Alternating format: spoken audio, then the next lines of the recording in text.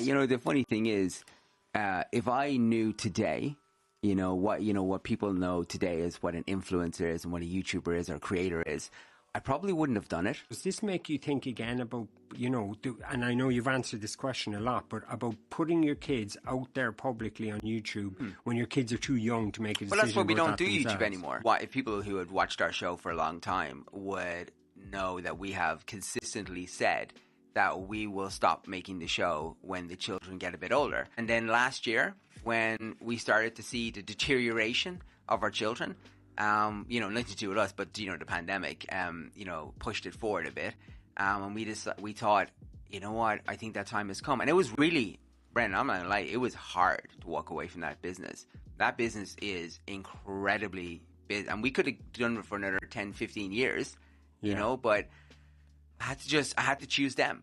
Hi guys, how's it going? Welcome back to my YouTube channel. Ignore the wind, it's like ultra windy everywhere and I really can't do anything about it. I wanted to talk to you guys today because I've been asked a few times, why aren't you covering the Sacconejoly's? What's happened to your Sacconejoly coverage?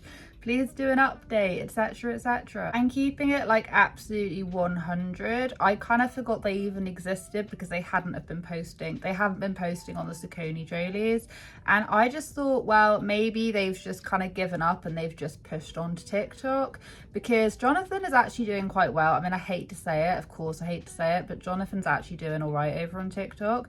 But then over on the main channel, on their YouTube, Sacconejoly's YouTube, they've just not been posting anything after promising. They've promised many a time they're going to be posting and they just don't. They are not addressing it. People are getting annoyed, until I went onto Jonathan Joly's own account, we've talked about before, but this account didn't really get much traction until recently, and that is where they have been posting. I'd like to say they, because they are well and truly using their their kids are the content. Their kids run that channel. Like an 8 and a 10-year-old. I can't remember how old they are, I'm sorry. I always forget. If they're not my own children, I just forget other children's ages. I'm sorry. But yeah, they are quite literally the only ones to run this channel, and I just think it is so ironic how Jonathan went from saying stuff like this, very tolerant of need to work out his stuff. Does this make you think again about, and I know you've answered this question a lot, but about putting your kids out there publicly on YouTube when your kids are too young to make a decision? Well, that's why we about don't do themselves. YouTube anymore. Yeah. It's been a year now since we left YouTube. And do you think now that maybe you shouldn't have done that with the kids? If people who had watched our show for a long time would know that we have consistently said that we will stop making the show when the children get a bit older. We didn't know when that was, what that would mean, Yeah. And then last year, when we started to see the deterioration of our children, nothing to do with us, but the pandemic, pushed it forward a bit, and we thought, you know what, I think that time has come. And it was really, Brendan, I'm not gonna lie, it was hard to walk away from that business. That business is incredibly big, and we could have done it for another 10, 15 years, but I had to choose them.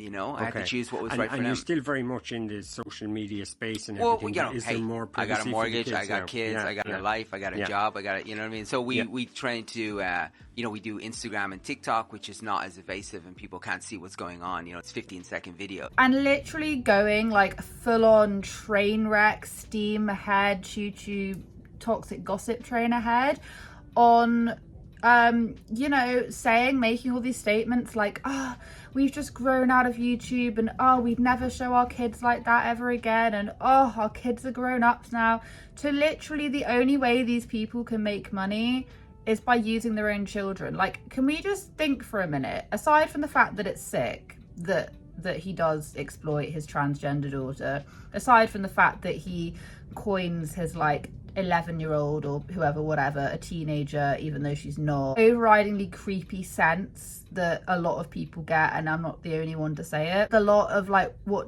just Jonathan's always just giving me vibes, and I don't mean anything like that. I'd never say that. I'm just saying that the way that he's sort of just leeches around YouTube. I don't know, it's just some of the things, you know, if you've been following them for a long enough time, it's just like, oh come on, like just get a job, like just get a job. And I've been saying this for ages, but literally relying on his children at this point, because before it was kind of like, oh well, you know, we're the Sacconejoly's and we are gonna upload content where it's gonna be like a vlog with the mum and the dad. Initially it was like them with all the kids, and now the only way that they have this gigantic house with like the whatever, and they have the private school, the only way that those kids are going to be able to pay for their own school fees is by uploading videos like this, my skincare routine, my da-da-da routine. Like, I hate to parent shame. What child under the age of 10 needs like a 3-step skin routine? Nobody. I don't even have a 3-step skin routine. I don't get it. We've obviously got to a point where they've realized, and I've said this for ages, that quite literally nobody cares about their content. Like, nobody cares about their content unless the kids are in it. So they've completely flipped that. They've stopped vlogging themselves, and they're quite literally just like handing over the reins to their children. And I just think, like, why should you be making a child work for their own bloody food? Because at the end of the day, that is what this is. They are making money. They are the ones who are doing these videos. Granted, they are edited by Jonathan, but they're the ones that are actually working for their own food. They are providing for their house. The family isn't. People don't care about Jonathan and Anna. And I think that that is like the saddest thing. Like, if Jonathan isn't selling his daughter's identity, you know, selling a part of his children's childhood, he's literally just giving them free rein with the camera. And yeah, I can understand it to a certain degree that they may be wanting to be creative and they may be wanting to like make these little videos and stuff, because I won't lie, when I was younger and you had these like little really unbelievably crappy phones and they had a tiny little screen and you could do like the slowest bit of like videoing, but it wasn't like front camera, you know, it was like back, so you were like holding the phone anyway, and you could literally only save like 10 seconds worth of video footage and it was like really, really grainy. I can understand when you can like be creative and like make little songs. Anyway, I'm getting like too caught up in my own childhood, but I remember, you know, that can be fun. This isn't that. Like, Jonathan will always say like, oh yeah, you know, but my kids always come to me saying, can I make a video? I'm sure a lot of kids come to their parents who are not influencers and things and say, hey, can we do a TikTok, or hey, can we do this and that? But then the parents don't monetize off of it, or the parents don't like necessarily share it. It's just something that's fun. And I get that these kids have grown up in that household, but I feel like they are pushing it beyond the step of what it once was. By it used to be vlogging, the whole family was vlogging, and now it's literally Jonathan growing his own separate channel, which isn't actually anything to do with Jonathan. It's actually just his children. Whatever the hell he was saying in all these different interviews he's done, where they were like, right, we're quitting social media, we're taking the videos down, it just doesn't work for our family anymore and stuff, it's just such bollocks, because they didn't realize that actually, you know, Jonathan probably thought that during that time period, which was also the same time period that he came out with his book, he thought that that was gonna be his gateway to like money and success. And then when that then flopped, the only thing that they could do aside from going out and actually getting jobs, like actually going and working, like going out, you know, getting jobs other than exploiting your kids online, the only thing that they could do was just to come back with their tails between their legs and try and rebrand as a sort of, hey, we're not really going to show our kids anymore, but we might. When that didn't really do very well, they just started pushing their kids more and more and more. And now it's worse than it was before they even quit YouTube in the very first place. Now, because all of the hype and all of the people have like calmed down and they're not bothered by this anymore, and people aren't as angry and like whatever about the situation, no one really talks about them anymore, and they're just able just to like carry on and do their own thing. And I will always cover them, of course. It's extremely sad to see, do you know what I mean? It is really sad. And I don't get me wrong, there must be an element of like fun for the children, because like I just said, and I will say this, like literally growing up, not in this kind of technological era, but growing up just as like, you know, just as phones started to have the little camera on them and all of this. I mean, I wasn't bit like being like able to operate one. I remember that it was fun, you know, creating little dance routines with your friends and filming, and it'd be it'd be really funny.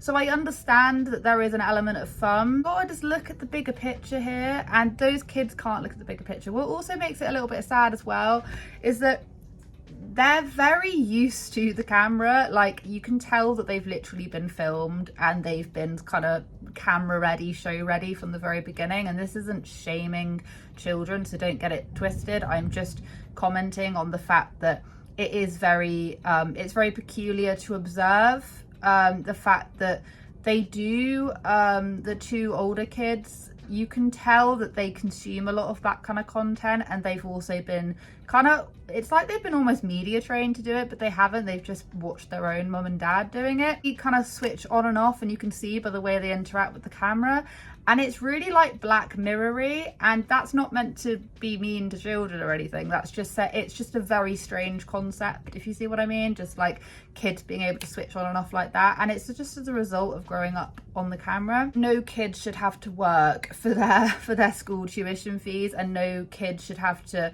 work to basically fund their parents' lifestyle, which is what's happening. I mean, Anna wouldn't get any of these brand sponsorships if she wasn't as big as she was on her Instagram, and the reason why she is as big is because she was a part of the family channel. None of this would have happened if it wasn't for the children. And now I feel like the kid, and it doesn't change. If you go on Jonathan's TikTok, he basically posts the same kind of content, but just short form. So it doesn't matter where you go to. Jonathan and Anna have kind of shrunken back, and they've pushed the kids forward, which is the complete opposite of what they said that they do. And I knew, you know, you can't trust what these people have to say. Like, I fully understand that. It doesn't help that like a lot of their content as well is so questionable. Like, their youngest child constantly flips off the camera, and I think he's about 5. And I'm like, whoa, like occasionally you'll just see him just like flipping the bird at the camera, and I'm like, oh God, like, and Jonathan almost encourages it. Jonathan's just like, ha ha ha, and I'm like, no, because it's like, if they're gonna do that to the camera, then they might do that to someone else. I don't know, it's just manners. My whole point is just what I said. Like, this is just such a rambly video, but I've been asked several times, can you please cover like the Sacconejolys? And these are literally just these are my overriding thoughts, because I'm not gonna start dissecting video content that is about literally only about their children. Anyway guys, thank you so much for watching. I hope you have a wonderful day wherever you are in this world. I hope you're not getting blown away. I feel like we've got another storm coming on. That's my dog. He does that. Does anyone else's dog do that as well? Like, when they get ultra comfy, they kind of like groan. They're like, and it's like, okay, whatever you're doing over there. He now requires like loads of blankets because they don't have an undercoat, and I didn't realize just how many blankets I would, like, not even blankets and jumpers I would need, because if you're not like, if you've never, I never had a Doberman before I'd had him. He's now nearly 14 months, so I've had him quite a long time now actually. When I got him, and then she had these little like someone that she knows makes these little like dog hoodies, and they're so cute. Not this one. And I was like, oh. And now I've got multiple. I've also got one for, I got this one from Pets at Home. This is so random, but this one is actually a bit too big, but I put his harness. You still got some like filling out to do, so I just put his harness on, but it's from Pets at Home, and it's actually quite cute. It got a bit wet today because we got caught out in the rain, but that's really good. But it's literally like, I don't know what dog will fit this. Like, it's huge. It's like a 4XL, and he's a 2XL. 2, 3, 2, between 2 and 3. He's not 4. 4 is massive, but if you put his harness around the side, it like hugs him in. But it's like fully waterproof. We were stuck in this like torrential rain, like absolutely like torrential rain today. Didn't realize it was like sunny, and then all of a sudden it was horrible and it was windy and I couldn't see, and I was having a mental breakdown, like walking along the road, like couldn't look up. I was like, nah. And I got back expecting him to be soaking, and his whole entire body was dry apart from his legs. So if you go into Pets at Home, I'm not sponsored once again, but if you go into Pets at Home and you're after like a big dog jacket, get this one. But if you've got a dog the size of a Doberman, don't get 4XL. because it will be too big and then you'll have to put a harness around it, and they cost about £35, and I was so excited to get it I ripped the tag off of it. Anyway, so it's fine, but yeah, anyway, and then he's got a couple more that are in the wash. I just thought I'd walk you through the the levels of like jumpers I got. Anyway, thank you so much for watching. A wonderful day wherever you are in this world. Take care of each other, take care of yourselves, and I'll catch up with you guys in the next video.